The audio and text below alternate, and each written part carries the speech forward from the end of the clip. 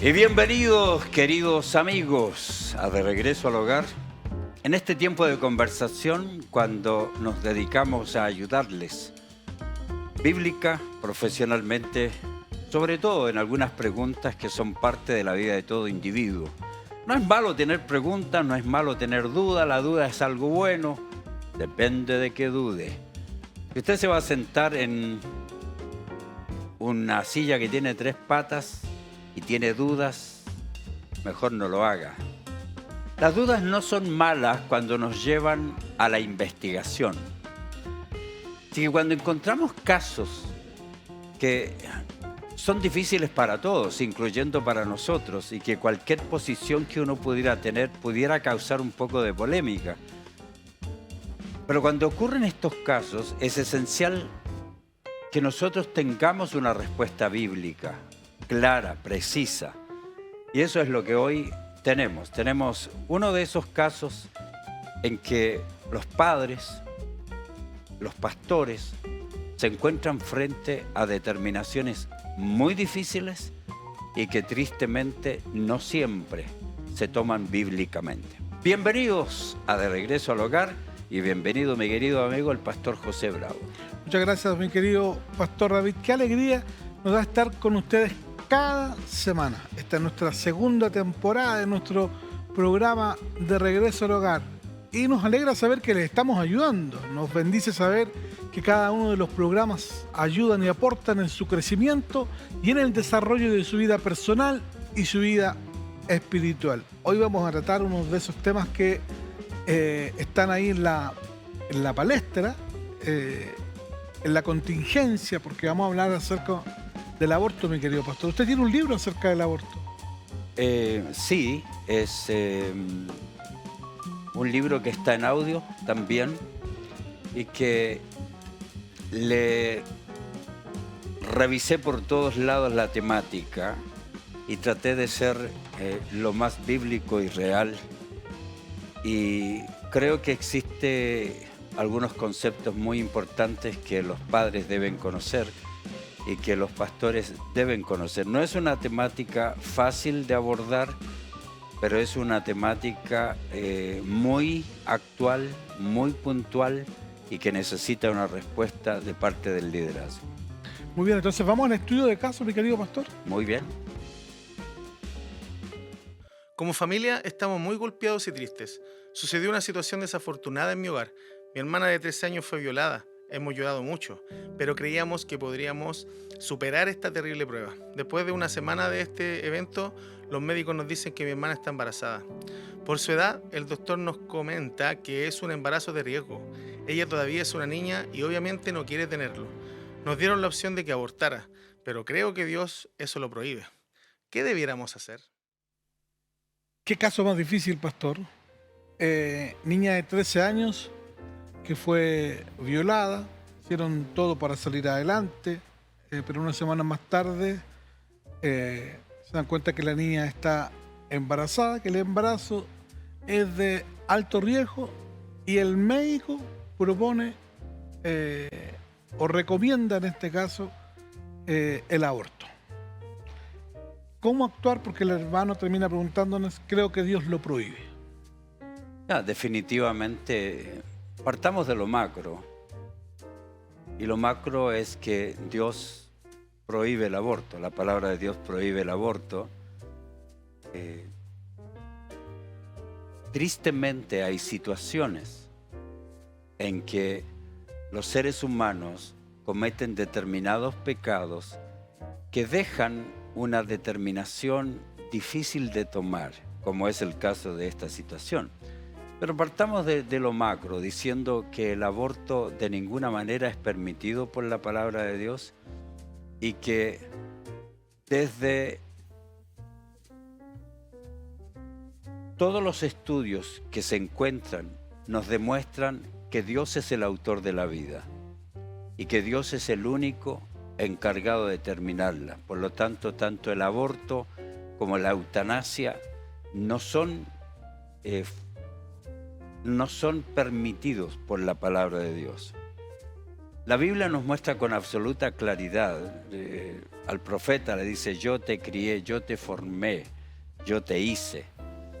El salmista dice, mi embrión vieron tus ojos, tú me formaste. Cuando estaba en las entrañas de mi madre, tú fuiste el que me vio, el que me formó, y que tienes un libro sobre mi vida. Es decir, todo lo que yo necesito, todo mi ADN estaba allí, y mi ADN indica todo lo que yo voy a hacer.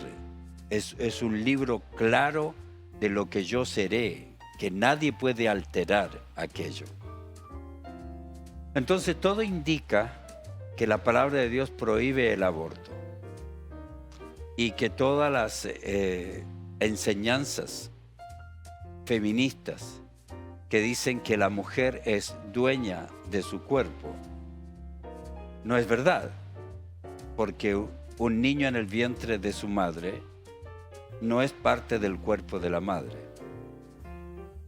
Incluso en los Estados Unidos, no sé aquí, si uno atropella y mata a una mujer que está embarazada, es culpable de doble asesinato. Si uno va en estado de ebriedad o se le dispara a la madre y muere la madre y el hijo, es un caso de doble asesinato. Así que aún todavía las leyes indican que el que está en el vientre de la madre es un ser diferente, es un ser humano. Este movimiento feminista lo que intenta es separar a la madre del niño y decir que ella es la responsable de tomar decisiones sobre su propio cuerpo, pero no es su cuerpo. Entonces, la decisión no depende de la madre, la decisión depende de Dios. Él es el autor de la vida. Cuando llegamos a una sociedad humanista, secularista, atea, marxista como la que tenemos ahora, progresista, le importa un comino Dios, le importa un comino la moralidad bíblica. Claro. No le interesa nada, no existe pecado. Así que si no existe pecado, no es pecado abortar. No existe maldad. Si la madre decide que debe morir el bebé que está en su vientre porque es solamente un feto, un montón de nervios y células.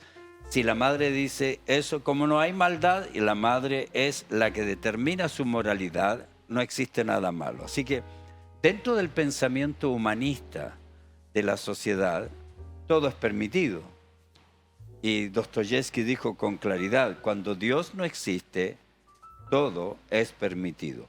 Además tenemos que entender la filosofía humanista, que indica que no existen valores absolutos, que solo existen valores relativos, que cada persona elige lo que la persona quiere. Por lo tanto, cuando la persona, una mujer, toma la determinación de abortar, no está abortando a otro ser humano, sino que está terminando con una parte de su cuerpo que ella no quiere.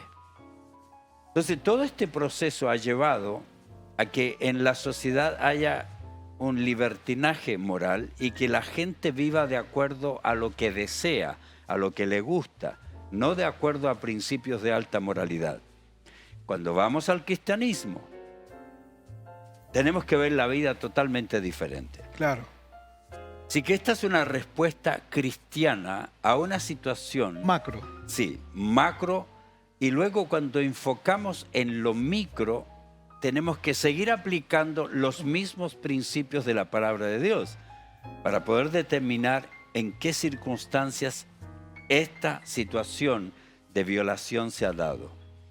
Entonces, primero, como el aborto es malo, pecaminoso, aunque un médico lo diga, de hecho, hay muchas veces que los médicos dicen a las personas, su bebé viene mal, su bebé viene con síndrome de Down o viene con autismo. Y muchas veces ellos se han equivocado, no está perfecto aquello. Así que un cristiano, una persona cristiana, tiene que tomar la determinación de sujetarse a los principios bíblicos. Los principios bíblicos dicen que tiene que respetar la vida y que Dios es el único encargado de terminar con una vida. Vamos ahora a las otras circunstancias. Ya. Y las otras circunstancias entonces nos ponen en una situación muy compleja. ¿Por qué? Porque es una adolescente, ¿cierto? 13 años. Recién ha iniciado sus procesos de menstruación y ya quedó embarazada. Por lo tanto, ella no puede decidir sobre su propio cuerpo. Ahora tienen que decidir los padres. Y si los padres son cristianos, ellos quieren decidir basados en la palabra de Dios. Todavía, en medio de todas las circunstancias que se pueden dar, para mí prevalece el principio de la vida. Y el principio de la vida dice que se debe tener el bebé. Entiendo todo lo difícil que es. Entiendo todas las complicaciones que hay. El daño psicológico. Absolutamente. De todo aquello se puede sanar. De cualquier trauma que la persona experimente, en cualquier experiencia, no solo en violación. Las personas en Cristo, al ser tratadas, pueden ser sanadas, pueden Amén. aprender a vivir con las experiencias traumáticas que tenemos. De hecho, la parábola del buen sembrador habla de distintos tipos de terreno.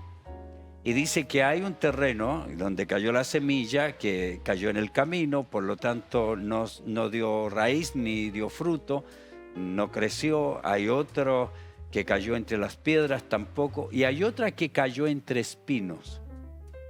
Y esa semilla es un cristiano, pero no da fruto. Y no da fruto debido a las espinas.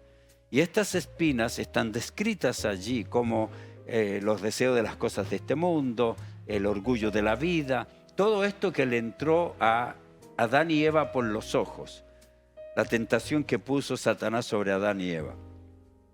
Por lo tanto, todo esto, en resumen, hace que uno entienda que los principios de la palabra de Dios nunca tienen que ser cambiados en ninguna circunstancia. ¿Cuál es la solución en este caso?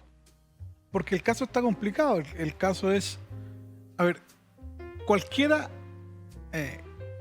cristiano que no viva bajo principios ya estaría pensando en abortar. Porque es una niña de 13 años que sufrió violación, que además médicamente se está recomendando el aborto porque el embarazo es de alto riesgo y además emocionalmente toda la familia está dañada.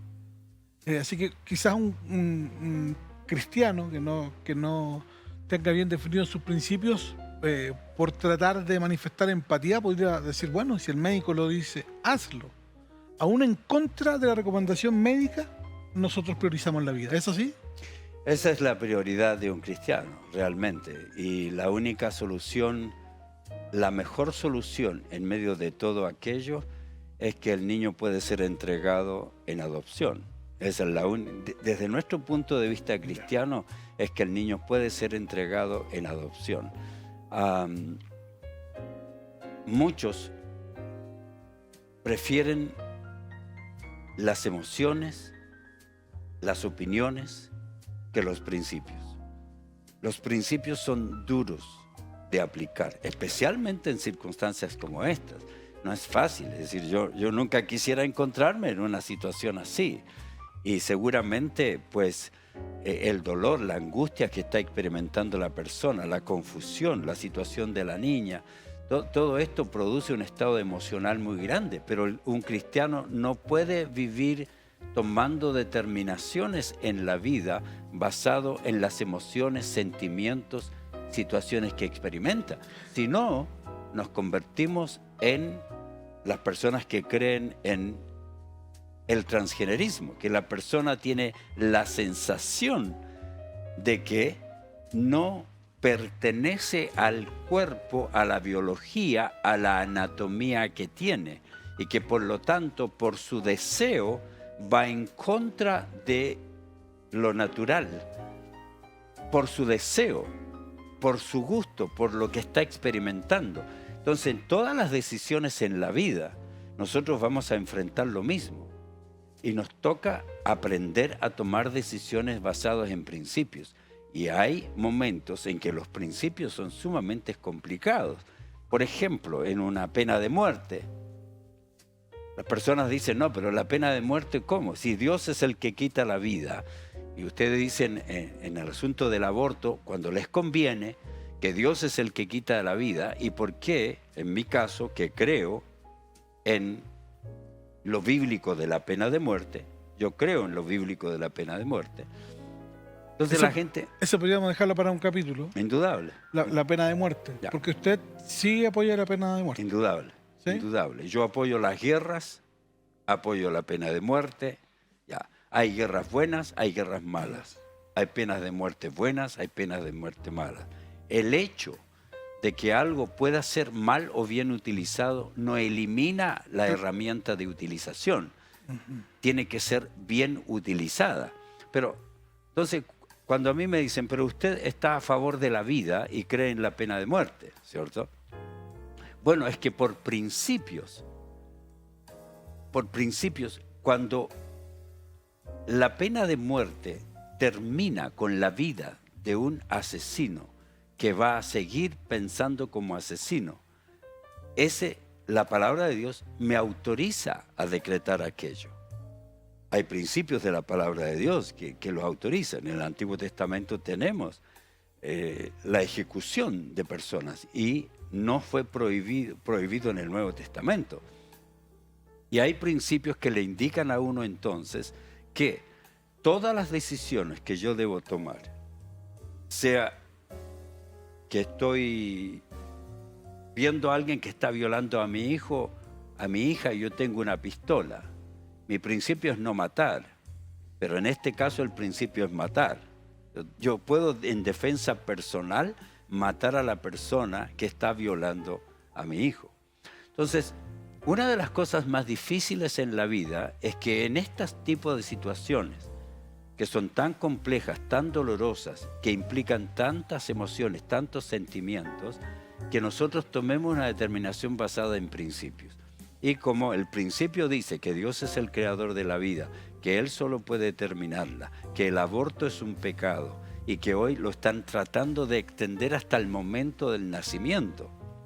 Y en este momento, la otra vez le preguntaron a un gobernador de un estado de Estados Unidos, le dice, entonces ¿usted cree en el aborto? Sí, nosotros queremos que el aborto sea hasta que el niño nazca. Entonces dice, ¿qué harían con un niño que acaba de nacer? Bueno, hay que ponerlo en un lugar, hay que abrigarlo bien, calientito, y de ahí el papá, la mamá y el médico deciden si vive o no.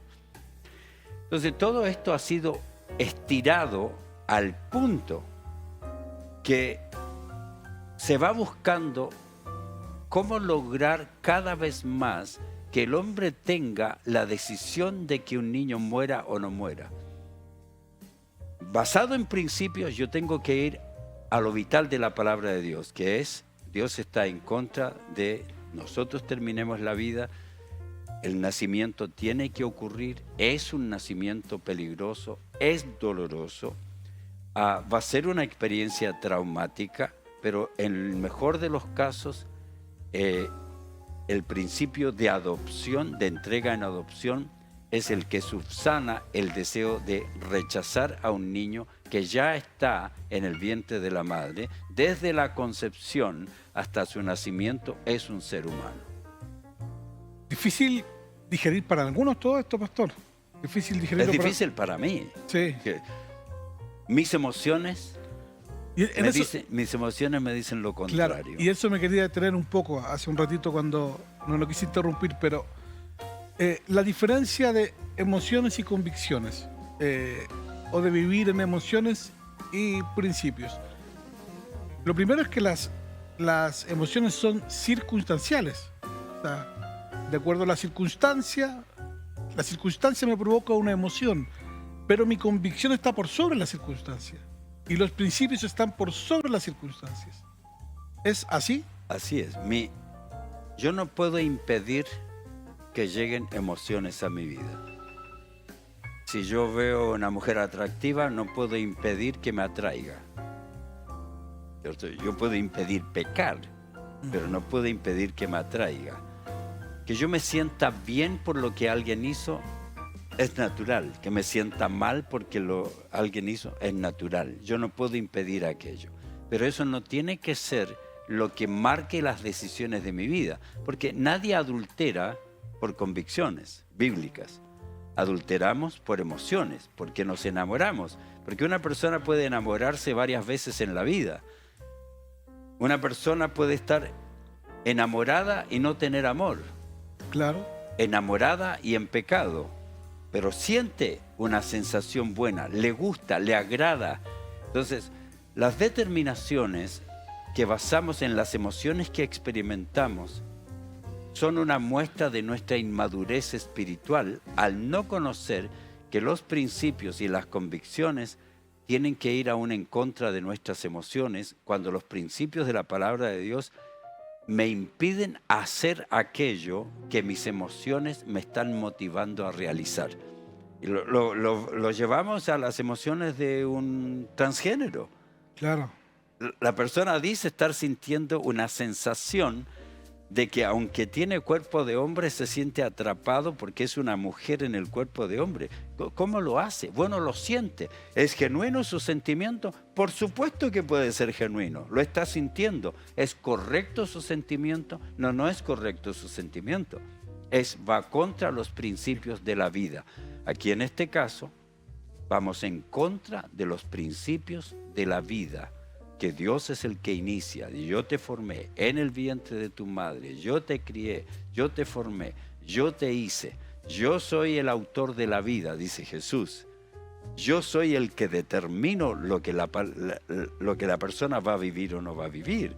Entonces, cuando tenemos todos estos principios, es dolorosísimo tomar decisiones basadas en convicciones cuando nuestras emociones son tan fuertes y tenemos tanta razón en ver y escuchar o sentir una emoción, pero que va en contra de nuestra convicción, es una de las batallas más grandes. Yo a veces lo predico esto como el Getsemaní. Jesucristo, ¿te recuerdas su oración en el Getsemaní? Señor, Padre, dice, esto es lo que siento. No quisiera morir. Esto es lo que mi humanidad me está diciendo. Esto es lo que me está mandando. No quisiera que pase de mí esta copa. Pero no se haga lo que yo siento, sino que se haga tu voluntad y no la mía. Hay cosas que son dolorosísimas. Para mí, el hecho de que Jesucristo haya llorado amargamente allí, me parece que es un dolor más intenso que el que vive en la cruz. Es impresionante cómo se expresa el dolor que él experimentó en ese momento. Pero ese fue su Getsemaní. Y nosotros vivimos Getsemaní todos los días. Está enamorado de una mujer, sus emociones le dicen es linda, te está seduciendo, y sus convicciones le dicen es pecado, no lo haga. Maravilloso, pastor. Maravilloso. Entonces, tenía como pregunta acá, se la voy a hacer igual, aunque ya está todo claro para mí. ¿La píldora del día después puede usarla un cristiano? No, toda medicina o toda forma, todo lo que es abortivo es prohibido por la palabra de Dios. Dentro de la vida sexual matrimonial, para evitar embarazos, la gente tiene que planificar su familia, que es otro tema importante también, este que estamos tratando ahora al final. El mundo le dice, si quieres tener sexo seguro, usa condones. No le dice, no peques. El cristianismo dice, no peques. Si quieres tener sexo seguro, espérate hasta el matrimonio. Ya. El humanismo, el progresismo le dice, quieres tener sexo seguro, usa condones. Si es que te olvidaste de llevar condón y tuviste relaciones sexuales, entonces lleva la píldora del día después. Si es que te falló la píldora del día después, tienes el aborto. Si es que te falló el aborto y en el primer mes, puedes esperar hasta el último mes y cometer ese crimen cuando tú desees. Ese es el mundo. nosotros como cristianos creemos en que Dios es el autor de la vida, Él la da, Él la quita, que hay circunstancias en que tenemos el derecho de quitar la vida. En una guerra tenemos derecho a quitar la vida, una pena de muerte tenemos derecho a quitar la vida. Son circunstancias excepcionales que confirman la verdad y la ley de que en el caso de la vida de un bebé, el único encargado de terminarla es Dios. Maravilloso. Gracias, pastor. A todos los que nos están viendo a través del 15.1 o en alguna de nuestras plataformas, escríbanos el correo del pastor. Lo responde todos los correos, ¿cierto? Todos. Absolutamente todos, aunque le diga no.